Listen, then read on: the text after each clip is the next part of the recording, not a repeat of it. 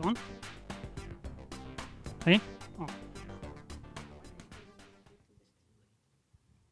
Hey, thanks for coming. I'm Alex. I'm a Sprinter, a project focused on-chain credit. And yeah, great to be here. First time in Cannes.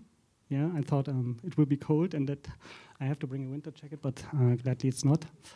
Yeah, I want to talk today about credit. And credit, there's in a lot of ways that's being used, like private credit or different forms of lending. But what I want to focus on is something that I call programmable credit, and actually how it can be used specifically in the context of AI agents to economically empower them or scale actually the machine age. But I want to start more on that side, where we are today. So when you look at on-chain usage, then it's kind of obvious that for quite some time, most of the on-chain usage already has been automated software. So when you can see here that 86% of the trading volume is already generated by bots, that might be arbitrage bots, market-making bots, MEV, stuff like this. So that's already the majority of the trading activity. At the same time, there's something called solvers. So when you have, for example, interacted with CowSwap or with Across or another type of intent-based protocol, then you have been leveraging solvers to actually carry out what you want to do, for example, swaps or cross-chain bridging and stuff like this. And they also do, like solver-based protocols, already 10 billion and more than 10 billion in monthly volume, actually. And last but not least, I want to touch on AI agent volume. And I think the top AI agent that I could find that currently on one of the top marketplaces that actually offers swaps and basic things such as DCA, so dollar cost averaging, and also trend analysis for tokens, has done almost 200 million in total lifetime volume. So that's almost not as in the same order of magnitude than bots and other automated software, but it's kind of clear that AI agents are taking on and growing, and that starting in commerce, in agentic commerce, for example, they are basically starting to take off. Next, I want to touch a little bit on autonomy, because when we talk about AI agents and bots, then you could ask, what is the main thing differentiating them? And that is that in an AI agent, there's an LLM. That means a model such as ChatGPT or Opus or Codex, and that's part of basically the execution path of the software. That means it basically takes decisions as part of the execution of the software and acts on top of them. What you can see here is a kind of framework, I think it was proposed by the Columbia University in New York, that actually shows a little bit the different stages of basically autonomy. And what I think first and foremost this should show is that autonomy is a spectrum. So it starts more on the left side, and you see a level 1, for example, where you have more or less the human still as an operator, and the human actually making most of the decisions and just consulting the model to provide input or research or whatever. And then it goes all the way up to level 5, where actually the human is more or less only the observer, and actually the model drives most of the execution and decisions. So obviously user involvement or human involvement goes down with the levels, and the agent autonomy increases. And when we think now about what we see today, then we have to kind of attest that the level of like where agents are at the moment really differs on the domain that we are looking at. So when you think about something like economic activity, that's what we are mostly interested in. That means on-chain economic activity. Then I would say most of the activity is probably here or here. That means like a lot of the bots, for example, the bots that we are running for the most part for liquidations, market making and stuff like this, they are still fully deterministic in the sense of there's no LLM in the execution path. The LLM might have coded the bot and contributed to that, but the execution path itself actually for economic activity is still very much on the left side. And then that obviously differs for other domains. When you think, for example, about coding itself, that means actually software engineering, then there obviously the agents like Claude or Codex, they're already very much on the right side of that spectrum. They are almost level 4, level 5. And you can see that here shown by this example from Anthropic Research, which actually shows how the turn time, that means the time that Claude is basically working without human interruption, this turn time has almost doubled to, I think, something like 45 minutes just over the span of the last 4 to 6 months. So what you can see here that, it's very different, as said, depending on the domain. And in coding, for example, we already are at the point that the agents are more or less autonomous and require very little guidance. As a credit protocol, we also obviously want to look at something called guardrails, because autonomy obviously requires some kind of guardrails. It means obviously it's good when the model can act on its own, on its own determination basically, but for reasons of performance and reasons of security, we actually want to be able to kind of provide a harness to the model itself. So that's why you could say an AI agent, something like Claude, for example, that most of you might be familiar with, or Codex, is actually a model. In that case, that's maybe Opus or Sonnet, and then a harness. And a harness is then a set of tools or a set of basically guardrails that the model uses. And it uses, as said, them for two main reasons. Being performance, that means it has the right information and tools available to do the job. You know, in the case of a coding agent like Claude, that would be, it has access to your CLI, it has access to your shell, it has access to your code repositories, and it can actually make code changes. It has the required credentials and stuff like this. But at the same time, obviously, there's also a security relevance here. That means, obviously, we also want to ensure that only the required credentials or information for the model to do its job are there. We as a credit protocol are obviously interested in the economic side of things. So more and more we see those agents when they are then acting economically to also have an economic layer in that harness. And that means there's things such as payment methods. So they might have wallets or virtual debit cards that they are using. They also might have integration with payment rails. So there's agent SDKs that then offer integrations with the machine payments protocol, the agent commerce protocol, a Stripe checkout when there should be a human in the loop, and stuff like this. And obviously also what you can see in most of the economic agent SDKs is things such as spending limits or maybe merchant categories to actually kind of guard or limit what the agent can actually spend the money on. For us, from a credit point of view, it's now an interesting question. Can we do actually something with those guardrails to actually go beyond simple pre-funding of agent wallets? So the current prevalent mechanism to actually fund an AI agent, if it should act economically, is we give it a wallet and we actually issue some or transfer some stable coins to that wallet or some other types of funds and let the agent run with it. From our point of view, obviously, we are credit pilled, so we would ask, why do we really need to fund the agent at this point? Can't we just actually issue credit just in time when the agent really needs the funds instead of having it to hold the funds all the time? Because this is obviously not good from a capital efficiency point of view, but also won't scale to millions of agents that we hopefully see soon. The second thing, and that's the interesting part, is like, usually when we think then about credit and using credit with agents, then usually in the on-chain realm, that means we have no KYC available, we have no legal enforcement or off-chain agreements. How can we actually offer good terms for those agents? In current lendings, the lending, pure permissionless on-chain lending, usually the only way to go to credit and to even certain forms of cheaper credit is collateralization. That means providing providing collateral and then borrowing against that collateral, so that we as the creditor, we have actually an enforceable claim on the collateral and can actually liquidate in case of debt situations and stuff like this. So the question is now, can we actually do better? Because in the agent situation, there is definitely no KYC available, so there's definitely no credit scores or off-chain loan agreements available. So ideally, we want to be able to issue credit, but at the same time, in a permissionless and KYC-free fashion, and in a capital-efficient fashion. So that would be ideal. So let's see if we can actually go there. And by using pure on-chain mechanisms. You know, everything that is there without the need for, as I said, KYC and stuff like this.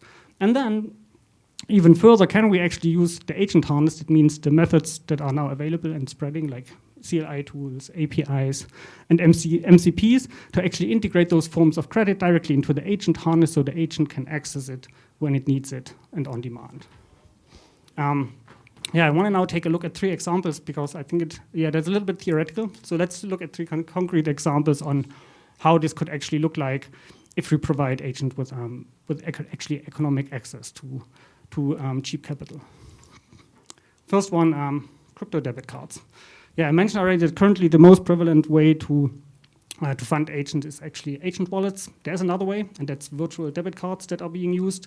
I think virtual crypto debit cards in general did something like 10 billion in annualized spend volume last year. So it's quite a huge volume already. And I want to now take a look at how we can actually use them more efficiently together with agents. So on the left side, you see a little bit like in this box how a credit market would have to be structured. That means it would issue USDC and stuff like this, but we will go over that in a little bit detail with the scenario. So in this case here, the scenario is basically that we have a human operator, and this human operator wants to actually set up an agent. Agent should, for example, search and acquire and purchase gifts for a wedding, maybe, or maybe something birthday. And wants to set up this agent with a dedicated virtual debit card, for it to act. And this at the moment, as said, requires manual pre-funding. That means I can issue that credit card. In the case of crypto cards, there's usually an on-chain address that is associated with the Visa or MasterCard. That means where the funds are being held, that then is basically the spend requests are running against. And how can we get around this actually measure of pre-funding and make it more a really credit card type feeling instead of this debit card feeling? So what we can actually do now is two things, and I mentioned this enforceable constraints. So two things, you will see them a little bit like also repeating in the next examples, that we think are really instrumental to provide better terms. In a KYC-less fashion are credit accounts and credit operators. And credit accounts basically means we can actually leverage the fact that we can issue those funds for the agent, but put them in a kind of constrained box so that the agent isn't free to do anything with them. So he is basically limited in what he can do with those funds.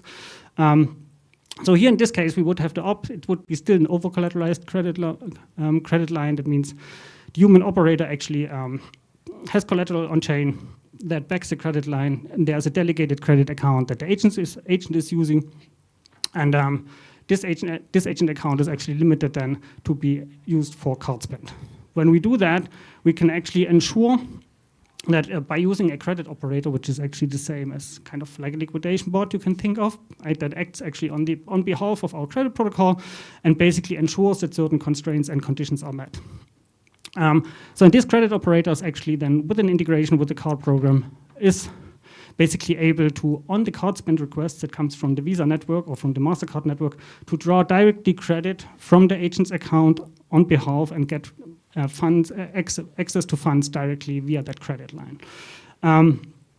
What this gives us is basically the agent has a wallet. The agent doesn't need funds on that wallet.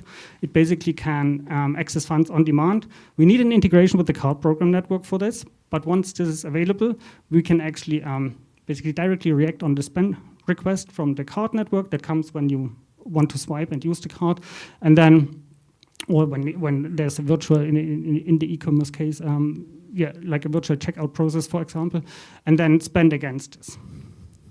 What this also gives us is the ability to actually provide more free credit. That means when you know like how traditional credit cards work, then they are the fees, or it's basically free of charge for the user. The fees are actually paid by the merchant. It's called IX fees, interchange fees, and it's basically that the merchant who basically sells something, that he pays a fee, and this fee is then split amongst the card network and some other parties. What we now can do actually in this case, when we know that our credit is only being spent because we have this credit account that sets those constraints, we know it's only being spent for actually card spend on this card network, then we can actually also have an off-chain agreement in place and actually move our fees also to a share of the IX fee. What this means is we can actually provide credit free of charge for users. And in the same way, like in a traditional credit card, actually use the IX fees to fund this. So TLDR, it's a little bit complicated, I realize, but TLDRs, there's a constrained account, and when we use this constrained account and can be sure that the funds are only being used for card spend, we can actually provide a more credit-like experience by actually drawing funds just in time when they are needed, and secondly, by having those spent free of charge for users, because we can use the IEX fees to subsidize this. Okay. It's always risk, yes. I mean, credit price is risk of loss, and the IEX fee would then price that, yes. Okay. Let's now go another example. This, like the first example, was still over-collateralized. That means we still need more value in collateral than we can issue in credit. Now we talk about leverage accounts. And in leverage accounts, we actually start to go more into the under-collateralized direction. That means the agent can actually access more funds than we have in collateral to back that up. In this case, we have a trading agent. So we saw that initially, so 86% of the trading activity is already done by bots, and increasingly there will be AI be part of those execution paths and do parts of the trading strategies.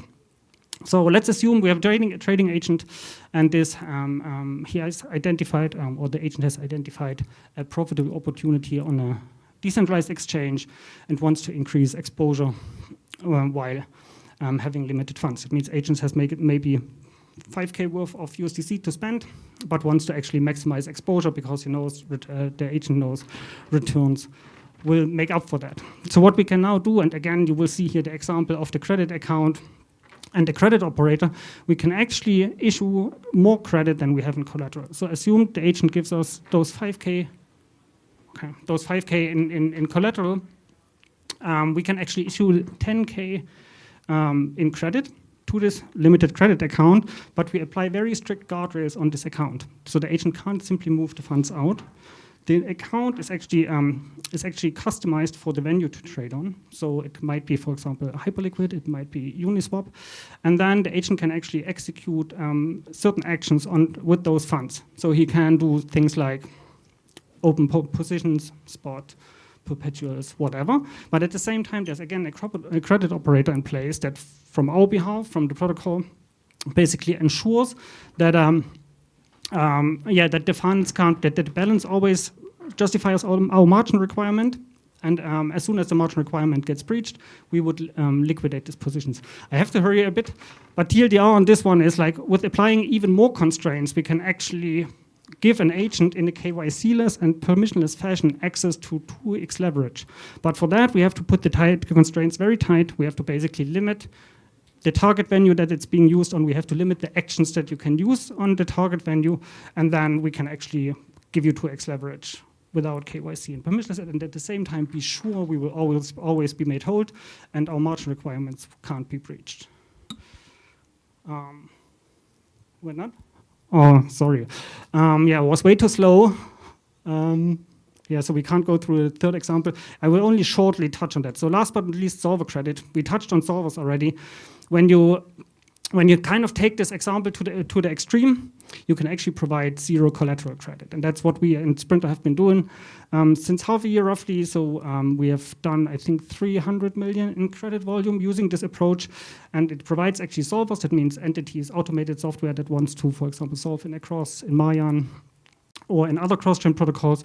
We can provide them without KYC, permissionless, access to zero collateral credit, and at the same time be sure that we always will be repaid. When you're interested in how that works, check out our website or come to me after the talk, because I think I'm at time. But I want to definitely use the opportunity to also kind of share Miso with you. I'm not sure if there's any crypto debit card users in here. Can I see a hand, maybe? Yes. So if you do, I mentioned initially already a little bit the challenges with crypto debit cards in terms of managing the cards, topping them up and stuff like this. So if you want to level up your experience, how you earn, manage, and top up those cards, make sure to follow us. And also, find us here around the venue. You can identify us with the Sprinter logo, and then, we might be able to tell you a secret, or you get some early access. All right, thank you. Question, you can follow up outside as we engage with you. Thank you.